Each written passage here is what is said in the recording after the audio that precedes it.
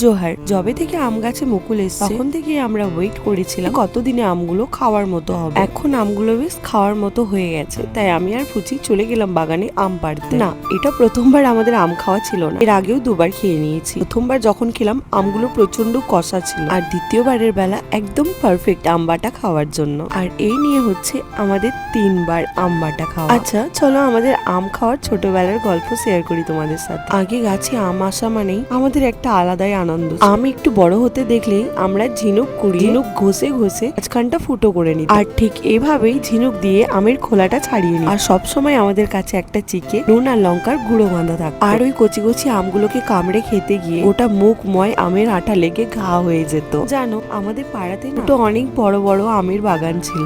আর এই ঝড় বাদলের দিনে যখনই ঝড় উঠতো, এক হাতে ব্যাগ বা বস্তা আর এক হাতে ব্যাটারিওয়ালা টর্চ লাইট নিয়ে ছুট মারতাম আম বাগানে। ওই অন্ধকার ঘুটঘুটে বাগানে চারিদিকে টর্চের আলো ছুটাছুটি করতো, আর ওই আলোর সাথে সাথে আমরাও ছুটাছুটি করতাম আম কুড়ানোর জন্য। কেউ বা দাঁড়িয়ে থাকতো পুকুরে, কেউ বা দাঁড়িয়ে থাকতো পাড়ে। তখন আমরা বস্তা বস্তা ব্যাগ ভর্তি ভর্তি করে আম কুড়িয়ে নিয়ে আসতাম। এখন আর সেসব কোথায়, এখনকার বাচ্চা কাচ্চাগুলো এসবের মর্ম কোনোদিন বুঝবে না। এখন ঝড় তো ওঠে কিন্তু আর আম কুড়োতে যাওয়া হয় না, কারণ বেশ কয়েক বছর আগেই দুটো আম বাগানই কেটে ফাঁকা করে দিয়েছে। এখন বলতে গেলে পাড়াতে হাতে গোনা কয়েকটা আম গাছ আছে। এখনো ঝড় উঠলে মাঝে মধ্যে আমরা ওই কয়েকটা আম গাছের নিচেই। তোমাদের কাদের কাদের ছোটবেলায় এরকম ভাবে কেটেছে কমেন্টে জানিও।